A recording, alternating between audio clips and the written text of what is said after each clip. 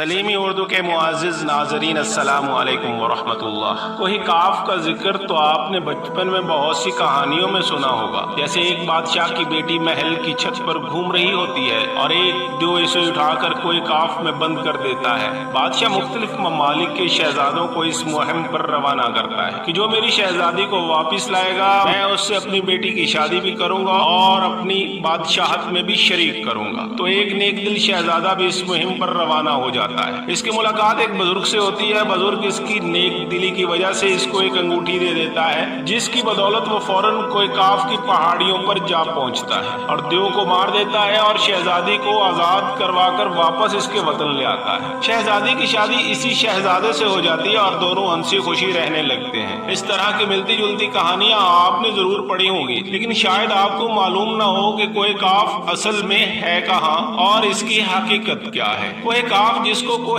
قفقاز بھی کہتے ہیں، بحیرہ اسود اور بحیرہ قزوین کے درمیان خطہ قفقاز کا ایک پہاڑی سلسلہ ہے جو ایشیا اور یورپ کو جدا کرتا ہے۔ کبھی اس کا شمار روس میں ہوتا تھا، لیکن روس کے ٹوٹنے کے بعد اب یہ حصہ چیچنیا میں شمار ہوتا ہے۔ اسلامی روایات میں کوہ کاف کو جنوں کا وطن کہا جاتا ہے اور اسے خدا نے چمکتے زمرد سے بنایا ہے۔ کوہ کاف عربی روایات میں ایک پرسرار پہاڑ ہے جسے زمین کا سب سے دور دراز مقام کہا جاتا ہے، کیونکہ اس کا مقام زمین کو گھیرے ہوئے سمندر سے بہت دور ہے۔ اس کے دور دراز ہونے کی وجہ سے قطب شمالی کو بعض اوقات اس پہاڑ سے پہچانا جاتا ہے۔ حاتم طائی کے بیان کے مطابق کہا جاتا ہے کہ کاف پہاڑ سبز زمرد پر مشتمل ہے، جن کے عکس نے آسمان کو سبز رنگ دیا ہے۔ اسے جنوں کی نسل کا گھر سمجھا جاتا ہے اور وہ جگہ جہاں سے غیب کی دنیا شروع ہو جاتی ہے۔ عربی ادب میں کاف پہاڑی سلسلوں میں سے سب سے اونچا تھا جو اللہ کی طرف سے زمین کو سہارا دینے کے لیے بنایا گیا تھا، اور یہ دوسرے تمام زمینی پہاڑوں کا سردار کہا جاتا ہے، جس سے اسے زیر زمین سلسلوں سے جوڑا گیا تھا۔ کاف قدیم پہاڑ کے طور پر کائناتی پہاڑ کی علامت کے طور پر آیا ہے، جہاں قدرتی اور مافوق الفطرت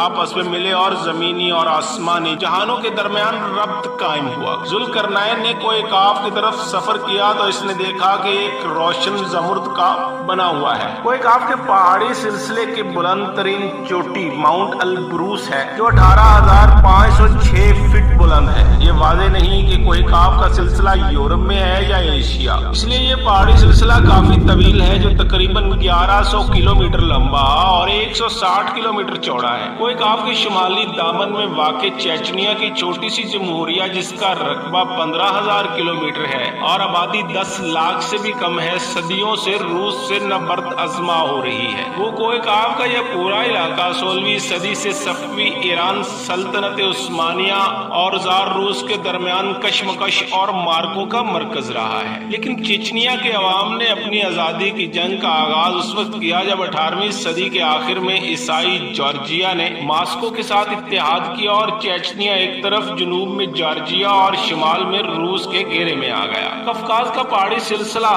شمالی قفقاز اور ماورا قفقاز میں تقسیم کرتا ہے۔ شمالی قفقاز روس کی سرزمین ہے، جبکہ ماورا قفقاز میں خود مختار ریاستیں جارجیا، آرمینیا اور آذربائیجان واقع ہیں۔ قفقاز کے پہاڑ کافی ڈھلوان میں ہیں۔ اس پہاڑی سلسلے میں 5000 میٹر سے زیادہ لمبے چند پہاڑ ہیں۔ سب سے اونچے پہاڑ ایلبروس اور کازبک ہیں، جن کی بلندی بالترتیب 5642 اور 5033 میٹر ہے۔ ان پہاڑوں کی برف کی سفید چادر میں لپٹی ہوئی 2 چوٹیاں ہیں۔ دراصل یہ پہاڑ مردہ آتش فشاں ہیں۔ شمالی قفقاز میں بہت زیادہ گلیشیئرز موجود ہیں۔ موسم بہار میں جب ان کی برف پگھلنے لگتی ہے تو مقامی دریا پانی سے بھر جاتے ہیں، اس لیے اس سوکھے علاقے میں پانی کی قلت کا مسئلہ کبھی پیدا نہیں ہوتا۔ شمالی قفقاز کا سب سے بڑا دریا کوبان اور تیریک ہیں۔ قفقاز صحت بخش ہوا کا ایک ذخیرہ ہے اور اس کے مناظر کو بے حد حسین قرار دیا جائے تو مبالغہ نہیں ہوگا۔ روس کے کوہ پیماؤں کو قفقاز سے بڑا لگاؤ ہے۔ پاکستان، ہندوستان اور ایران میں کوہ کاف کے متعلق جنوں اور پریوں کے بے شمار قصے ہیں جو نہ صرف عوام میں سینہ بسینہ منتقل ہوتے رہتے ہیں بلکہ بچوں کی کہانیوں میں باقاعدہ لکھے جا رہے ہیں۔ ہو سکتا ہے اس میں کچھ صداقت بھی ہو سکتا ہے یہ ویران جگہ جنات کا مسکن ہو، لیکن تصدیق کرنا مشکل ہے۔ باقی اللہ ہی بہتر جانتا ہے کہ اس میں کتنی سچائی ہے، لیکن اس میں کافی کچھ جھوٹ گھڑا گیا ہے۔